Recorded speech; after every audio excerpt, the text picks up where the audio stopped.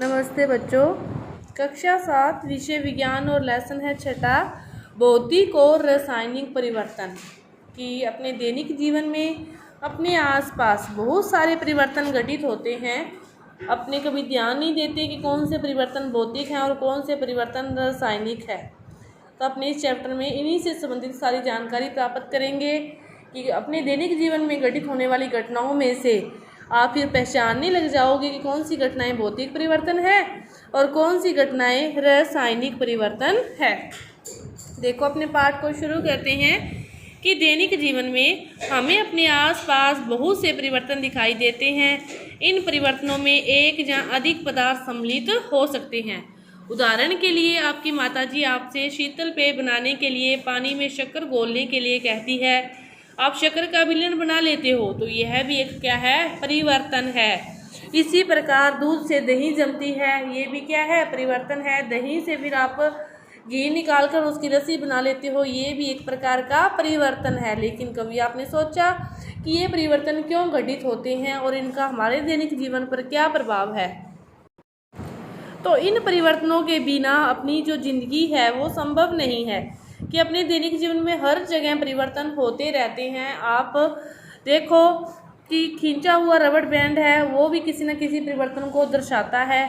तो आप ऐसे 10 परिवर्तनों की सूची बना सकते हो कि अपने आसपास अपने घर के, जैसे दूध से दही का जमना, शक्कर का पानी में घोलना, चाय का बनना, उसके बाद दूध का गर्म होना, फिर आप कुछ और गुब्बारे का फूलना, पेड़ की पत्तियों का गिरना, पुनः पत्तियों का आना, ये सारे क्या हैं, परिवर्तन होते रहते हैं। कुछ परिवर्तन प्राकृतिक हैं, कुछ हम अपने जीवन को सही और सुगम बनाने के लिए करते रहते हैं। तो आप इनकी सूची बना सकते हो। इसके बाद अपने इस अध्याय में 2 प्रकार के परिवर्तनों के बारे में जानकारी प्राप्त करेंगे। एक क्या है, भौतिक परिवर्तन, और दूसरा क्या है, रासायनिक परिवर्तन। तो भौतिक परिवर्तन देखो कि कागज के टुकड़े के लिए आपको जैसे एक दे रखी है 6.1 में कि कागज के एक टुकड़े को आप 4 भागों में काटो और फिर आप प्रत्येक वर्ग भागों में काट लिया और प्रत्येक वर्ग को फिर पुनः आप 4 भागों में काटो और फिर इस टुकड़े के जो है टुकड़ों को आप फर्श पर किसी मेज पर लगा दो, जिससे कि ये टुकड़े परस्पर जुड़कर कागज के टुकड़े का मूल आकार ले ले।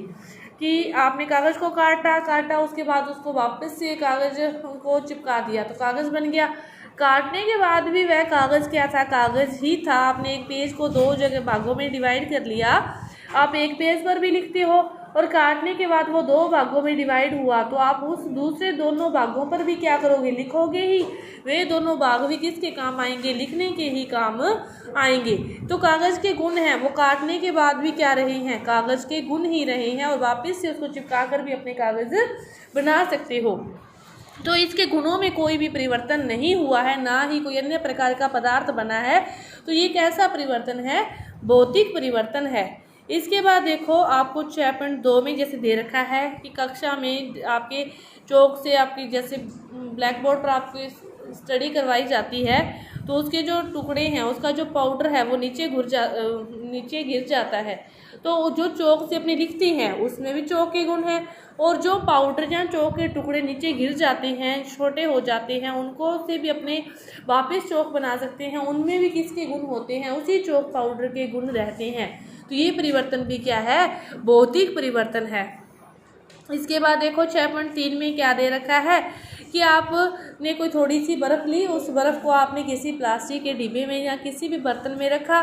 कुछ टाइम रखने के बाद आप क्या देखते हो कि वह बर्फ़ पानी में पिघल जाती है और पानी में पिघली हुई बर्फ़ को में जो गुण हैं वो किसके हैं, पानी के, और बर्फ़ में भी किसके गुण हैं, पानी के। और वापिस आप क्या कर सकते हो, उस पिघले हुए पानी को फ्रीजर में रखकर वापिस आप उसको बर्फ़ में परिवर्तित कर सकते हो।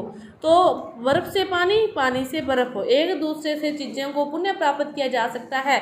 तो ये भी परिवर्तन क्या है, भौतिक परिवर्तन कहलाते हैं। इसके बाद देखो 6.4 में कि आप क्या करो कि कोई थोड़ा सा पानी लो और उसे उबालो उबालने के बाद जब उससे भाप निकलने लग जाती है तो आप उसके ऊपर कोई भी ढक्कन रख दोगे तो वो भाप उस ढक्कन से लगकर उसके पानी की बूंदों के रूप में वापिस उसी में पुनः परिवर्तित पानी में हो जाती है। तो ये सारे जो परिवर्तन अपने देख रहे हैं ये सारे क्या दर्शाते हैं, अपने एक चीज़ से दूसरी चीज़ को प्राप्त किया और दूसरी चीज़ से पुनः अपने उसको भी प्राप्त कर सकते हैं, या फिर यूँ कहें कि अपने एक चीज़ है उससे दूसरी बनाई तो दोनों के जो गुणों में कोई भी प्रकार का चेंज नहीं आता। तो ये परिवर्तन क्या कहलाते हैं, भौतिक परिवर्तन कहलाते हैं। कि पदार्थ के आकार, अमाप, रंग, अवस्था जैसे गुण उसके क्या हैं, भौतिक गुण कहलाते हैं। वह परिवर्तन जिसमें किसी पदार्थ के भौतिक गुणों में परिवर्तन हो जाता है भौतिक परिवर्तन कहलाता है। भौतिक परिवर्तन सामान्यतः उत्क्रमणीय होते हैं और ऐसे परिवर्तन में कोई नया पदार्थ नहीं बनता। उत्क्रमणीय शब्द का क्या अर्थ हुआ है, आपने एक चीज़ से दूसरी चीज़ प्राप्त की तो आप दूसरी चीज़ से पुनः उसी चीज़ को प्राप्त कर सकते हो। जैसे आपने बर्फ से पानी प्राप्त हुआ तो पानी से पुनः बर्फ प्राप्त हो सकती है। तो ये परिवर्तन क्या है, उत्क्रमणीय परिवर्तन की श्रेणी में शब्द आता है।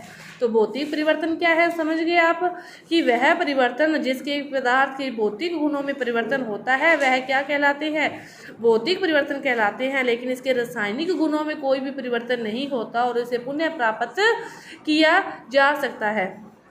तो ये आपका इस चैप्टर का जो एक पार्ट है पूरा हुआ। धन्यवाद।